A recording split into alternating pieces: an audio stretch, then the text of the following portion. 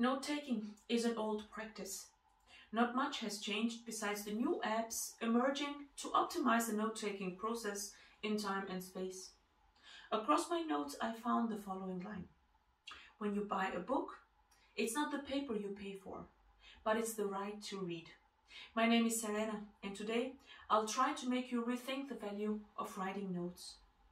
A notebook can be seen as a personal assistant at work or studies, as a diary for self-connection, a recipe book for creating a home with traditions, a travel companion of memories, and much more. First, I would like to make a little request. Please turn your notebook into a blank page. Of course, that's assuming you're going to take notes at all today. I guess you're now more conscious about your writing, and that's a great sign. Here is an old story.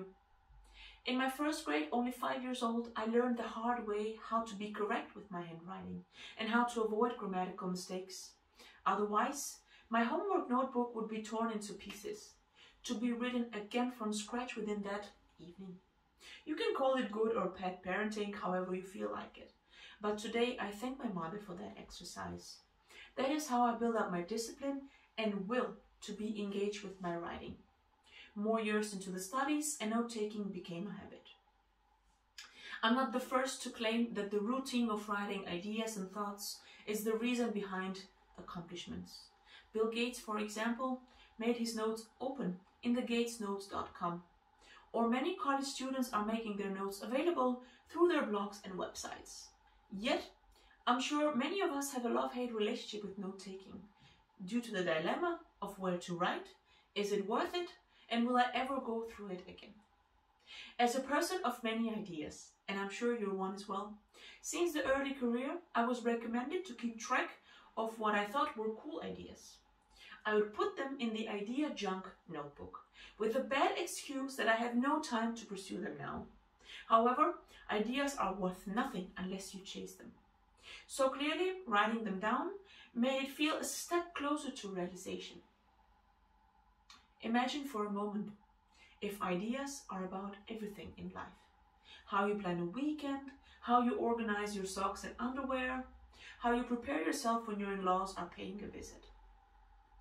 With all of these ideas floating around, may they be in the professional career or personal life, one can be perceived as a workaholic, with no free time and one that is afraid of missing out. I might have been one of those, either as a professional or just as a sister or partner, maybe even worse.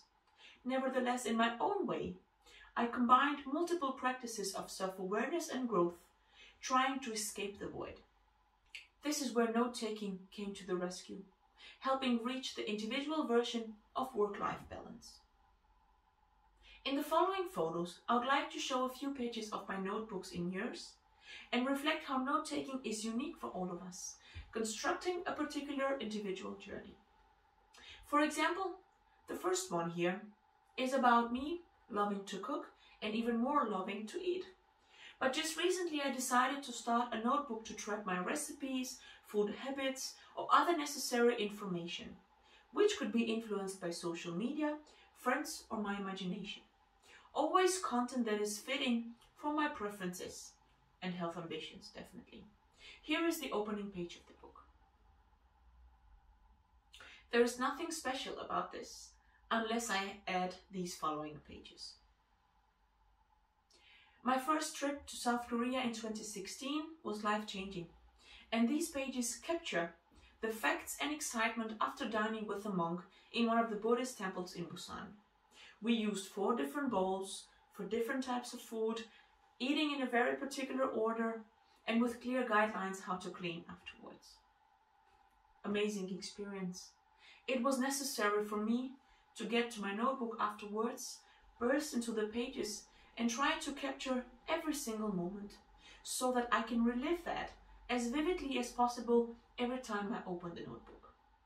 By the way, I bought this notebook in a second-hand shop for just €2. Now let me jump into some rather older notes. When in 2009, in high school, I used to consider biology more of a hobby than a school subject. In these notes, I'm learning about the central nervous system and more specifically, the brain. Nowadays, it's embedded knowledge for me, being drawn into my teaching. In the engineering masterclass about applied innovation, we go through explanations on how the brain works. Nowadays, such embedded knowledge is being drawn to my teaching. In the engineering masterclass about applied innovation, we go through explanations of how the brain works and how the brain, as a pattern building system, strongly influences our ability to be creative and develop new inventions. Due to our experiences and thought process, we construct ideas in a certain way. And in case you aim for something disruptive or transformative, you have to acknowledge your patterns and try to break them, challenge them. Note-taking will help you find these patterns and service you into constructing new ones. My intentions for being an entrepreneur or educator of entrepreneurship grew stronger when helping my family in managing the seasonal seafood restaurant back home in Albania. So constantly in my notes you can find dilemmas such as this one in 2013. How to make the right decision between master studies and starting a company. This is what the notes below mirror, an attempt to capture pros and cons of each option, what to do next as well. If you look closer, there is a little worm in the binding of the book.